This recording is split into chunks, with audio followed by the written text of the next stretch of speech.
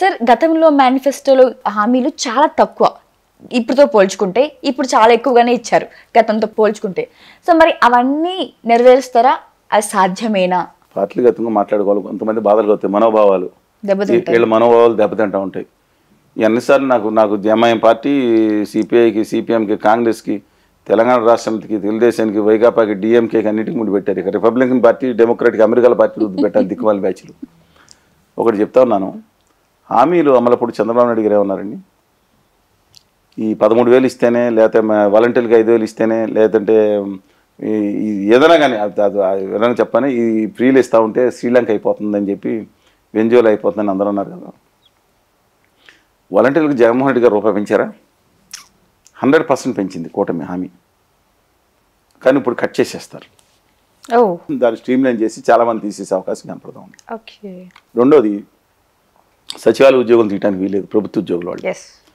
సరే, రెండో విషయం ఏంటంటే 4,000 పెన్షను, పాత 2-3 కూడా కలిపి ఇస్తారని చెప్తున్నారు. జూలై 1వ తారీఖున ఇవ్వాల్సిన బాధ్యత కేంద్రం వైపు చూడాలి. ఒకటి అది కాకుండా ప్రతి మహిళకి ఇంకా కండిషన్స్ నాట్ అప్లైడ్. 18 ఏళ్ళు దాటిన ప్రతి మహిళకి పాకెట్ మనీ కిందో, ఆసరా కిందో 1,500 రూపాయల సంవత్సరానికి 18,000 ఇవ్వాలి. ఈ పెన్షన్లు కూడా ఎప్పుడు 59 వరకు, ఎస్సీ ఎస్టీ బీసీ మైనార్టీ మహిళ అయితే 50 ఏళ్ళ వరకు.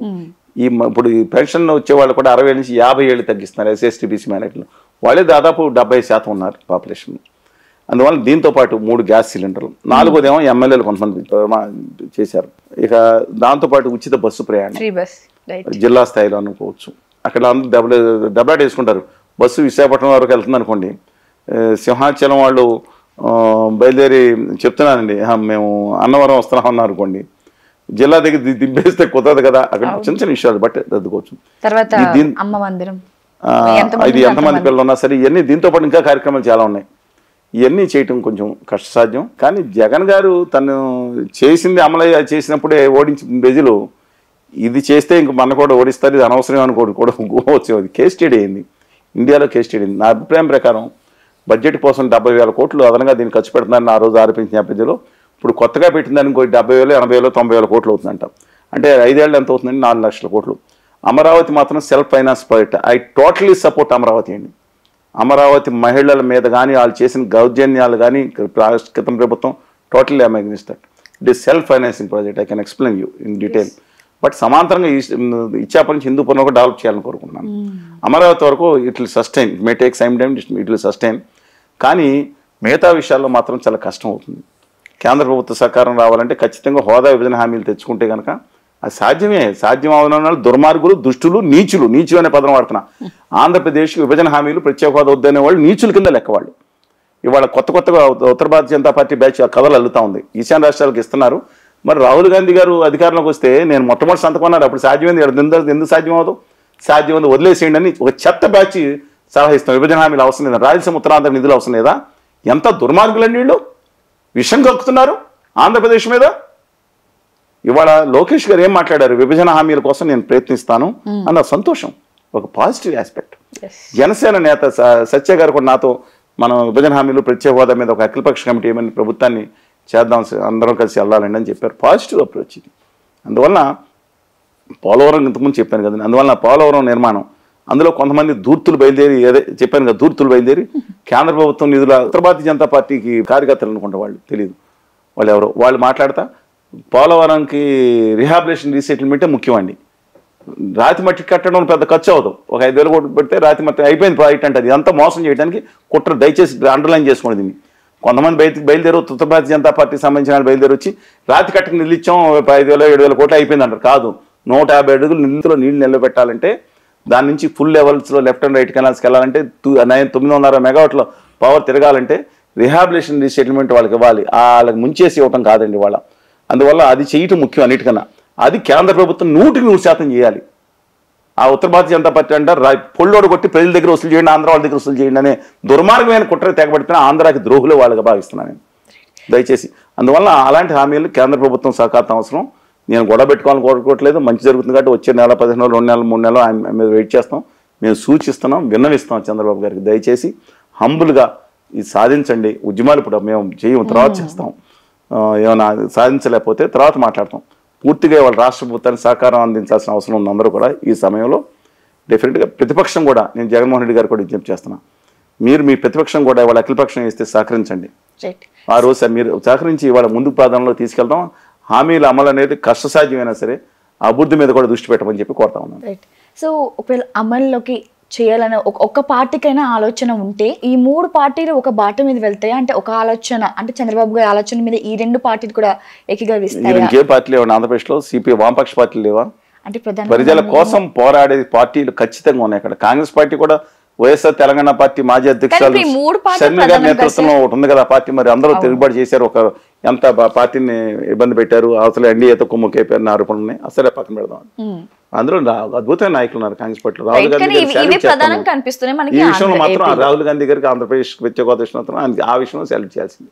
సో మరి ఒకవేళ చంద్రబాబు గారు అమలు చేద్దామన్న ఆలోచనలో ఉంటే ఈ 2 పార్టీలు మరి ఏకీభవిస్తాయా, సపోర్ట్ చేస్తాయా? ప్రత్యేక హోదాకు విభజన హామీల కోసం 100% వైఎస్ఆర్ కాంగ్రెస్ పార్టీ సపోర్ట్ చేస్తానని భావిస్తున్నాను. సిపిఐ సిపిఎం పార్టీలు ఉద్యమ పాటలు ఉన్నాయి. కాంగ్రెస్ పార్టీ నినాదమే అదే రాహుల్ గాంధీ గారు చెప్పిన తర్వాత అవుతుంది. రాష్ట్రంలో ప్రజానీకం 90% మంది మరి ఉత్తర భారత జనతా పార్టీ మాయలో పడి ఆంధ్రప్రదేశ్ మీద విషం గక్కే వాళ్ళు తప్ప ఖచ్చితంగా ప్రతి ఒక్కరు చంద్రబాబు నాయుడుగా తీసుకునే తమ హక్కుల కోసం విభజన హామీల కోసం ఆయన ఏదైతే తీసుకున్నారో ప్రతి ఒక్కళ్ళు మద్దతు ఇవ్వాలని కోరుతా ఉన్నాను. ఇవ్వని వాళ్ళు ఆంధ్రప్రదేశ్కి ద్రోహమే.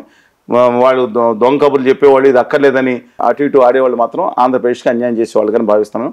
Letters support the chief minister Chandrababu Naidu గారి ఇష్యూ కాదు, ఆంధ్రప్రదేశ్ ముఖ్యమంత్రిగా ఉన్నారు కాబట్టి letters support him in this cause. నేను మిగతా ఇన్ దిస్ కాజ్ సపోర్ట్ చేద్దాం. రాష్ట్రం బయటపడే అవకాశం ఉంది. రాష్ట్రం చచ్చిపోలేదు, జనాలను చచ్చిపోలేదు, ఏమో నాశనం అయిపోయింది. 50 ఏళ్ళు అంటున్నది. 50 ఏళ్ళు అని ఆయన చేసిన దుర్మార్గ పాలన కొంత ఉంది, కొన్ని మంది పని చేసి ఉండొచ్చు. రాష్ట్రంలో అద్భుతమైన యువత ఉన్నారు. ఇవాళ ఎక్స్పోర్ట్స్ 1,60,000 కోట్లు పెరిగిపోయినాయండి. చాలామంది తెలియదు. 2019 మీద పోల్చుకుంటే ఇండస్ట్రీస్ కొన్ని అమరాజు లాంటివి పంపిస్తారు బలవంతమైన దుర్మార్గం. కానీ మిగతా చోట్ల పాజిటివ్. అందుకని రాష్ట్రం చచ్చిపోలేదు, యువత ఉన్నారు, సంపద ఉంది. ఓన్లీ కావాల్సిన కేంద్రం అండ ప్రత్యేక హోదా విభజన హామీలు. లేదంటే అక్కడక్కడ ఏదో ఫ్యాక్టరీలు వస్తూ ఉంటాయి, ఏదో డామ్ డిస్కొని టీవీలో వేసేస్తారు వచ్చేసినాయని, లులుమాల్ వచ్చేసింది, 1,00,000 ఉద్యోగాలు పోయినాయని. ఆ లులుమాల్ లేదంటే హైదరాబాద్లో అందరూ మంజరి మాల్ అని ఒక మూసేసిన మాల్ ఒకటి ఉంది. ఆ మాల్లో తీసుకెళ్ళి 4 ఫ్లోర్లు పెట్టారు. చూడండి, 1,00,000 ఉద్యోగాలు లేదు, పోస్టలైజ్ చేసుకుంటున్నారు. లులుమాల్ 1,00,000 ఉద్యోగాలు వచ్చేస్తుంది. దాని గురించి కాదు. అక్కడ పెద్ద పెద్ద కంపెనీలు ఇన్ఫోసిస్ లేదంటే హెచ్సిఎల్ అప్పుడు ప్రయత్నం చేశారు. అలాంటివి కనుక వస్తే సాఫ్ట్వేర్ అద్భుతంగా డెవలప్ అవుతుంది. ఇండస్ట్రీస్, క్యాన్సలరీస్ అద్భుతమైన సీ కోస్ట్ ఉంది, అద్భుతమైన యువత ఉన్నారు, ప్రజలు ఉన్నారు. అందుకని రాష్ట్రం చచ్చిపోలేదండి. ఏమో అది శ్మశానం నుంచి నిలబడ్డ అలానే మాట్లాడద్దు. ఆంధ్రప్రదేశ్ శ్మశానం అనేవాళ్ళు ఆంధ్రప్రదేశ్ ద్రోహులు. అప్పుడు అమరావతి అన్నారు కదా కొంత చెత్త ఫెలోస్. అందువల్ల దయచేసి ఆంధ్రప్రదేశ్ని ఎప్పుడు అనొద్దు.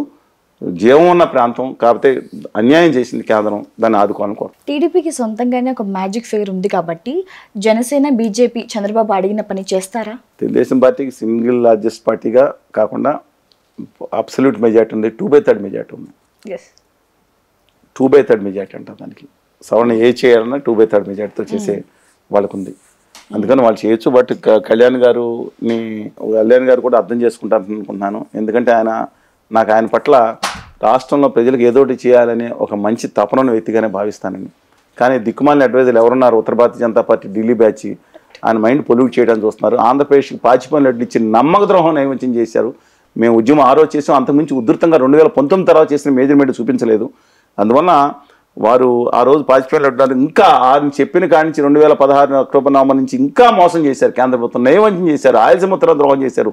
పోలవరం ప్రాజెక్టులకి వాళ్ళు ఇవ్వలేదు, ఇస్తే మనం ఖర్చు పెట్టిన నిధులు ఇవ్వలేదు. వాళ్ళు ఇస్తే చంద్రబాబు నాయుడు గారు దోసేసుకున్నారు, జగన్ గారు దోసేసుకున్నారని కాదు కదండి. వాళ్ళు ఇస్తే దోసేసుకుంటారా? దోసేసుకుంటే లెక్కలు తీయమనండి. అద్భుతంగా జరుగుతుంది, కేంద్ర ప్రభుత్వం చెప్తుంది.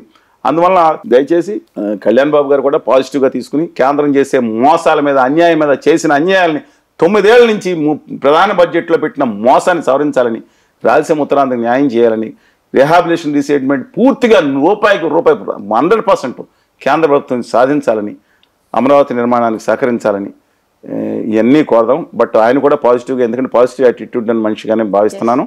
ఆయన కేంద్రంలో ఉండే కొంతమంది మాత్రం ఆయన మైండ్ పొల్యూట్ చేయడానికి చూస్తున్నారు. తెలుగు ప్రజల ఆత్మగౌరవాన్ని తాకట్టు పెట్టే విధంగా ఆయన వ్యవహరించని ఖచ్చితంగా నమ్ముతున్నాను. అలాగే వైఎస్ఆర్ కాంగ్రెస్ పార్టీ కూడా చెప్పినప్పుడు సహకరించకపోతే వాళ్ళు ద్రోహులైపోతారు. ఇదేది చంద్రబాబు నాయుడు గారికి అంటున్నారు. ఈ ఉద్యమంలో కేంద్రంలో నిలదీసే దాంట్లో వాళ్ళు చంద్రబాబు నాయుడు గారు మాకు కావాలని చేస్తే, అఖిలపక్ష కమిటీ ఇస్తే ఖచ్చితంగా వాళ్ళు రావాలి. ఇంతకుముందు చెప్పారు కదా, మీరు వేయలేదు. ఇంతకుముందు చంద్రబాబు నాయుడు గారిని అడిగితే ఆఖరిలో వేసాం, అప్పుడు రాలేదు వీళ్ళు వామపక్ష పడ్డాన్ని. లెటర్స్ వెయిట్ అండ్ చేయండి. హోప్ ఒకరి మీద ఒకరు బూతులు తిట్టుకుని ఇప్పటికన్నా మానేసేమని చెప్తున్నాను. కక్షాదింపు చర్యలకి నేనన్నా అన్యాయం చేసిన వాళ్ళ మీద, వ్యక్తుల మీద, అంతబాబు గారి మీద ఉర్లమని నేను అంటలేదు. కానీ ఒక కక్షాదింపు చర్యలుగా రాష్ట్రాన్ని మాత్రం దాని విధంగా చేయొద్దు. భౌతిక దాడులు అనేది ఆ రోజు చేశారని చెప్తున్నా, నీచ నికృష్టులు చేస్తారు. భౌతిక దాడులు ఆ రోజున ఈ రోజున చేసిన భౌతిక దాడులు చేసి కులాలని మతాలని అడ్డం పెట్టుకునే నీచ సంస్కృతికి మాత్రం దయచేసి తెర తీయొద్దని అన్ని రాజకీయ పార్టీలకి, ముఖ్యంగా అంటే వామపక్ష పార్టీలు అలా చేయలేండి, మిగతా అన్ని రాజకీయ పార్టీలకి డ్యూ రెస్పెక్ట్ టు దెమ్ నేను సవినయంగా మనం చేస్తా ఉన్నాను.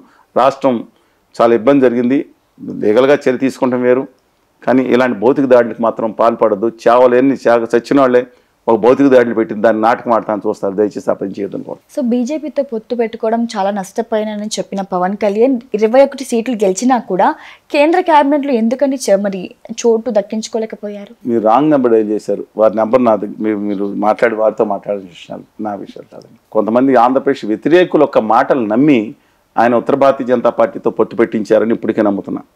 ఇవాళ ఎలాంటి పదే చెప్తున్నాను, మొత్తం 80% ఓట్లు వచ్చాయి. 174 సీట్లు నెగ్గేవారు ఉత్తర భారతీయ జనతా పార్టీ. ధైర్యంగా 25కి 25 పార్లమెంట్ సీట్లు వచ్చిందాక మీకు చెప్పాను. కష్టంగా రాజంపేట, అరకు, కడప, తర్వాత తిరుపతి అయితే 2,05,000 క్రాస్ అయిందని స్పష్టంగా వివరాలతో ఆధారాలు ఇచ్చాను. అందువల్ల అవుట్ రేట్గా ఉండేది. అసలు బీజేపీ కనుక లేకుండా ఉంటే 80% ప్రజలు వచ్చేవారు.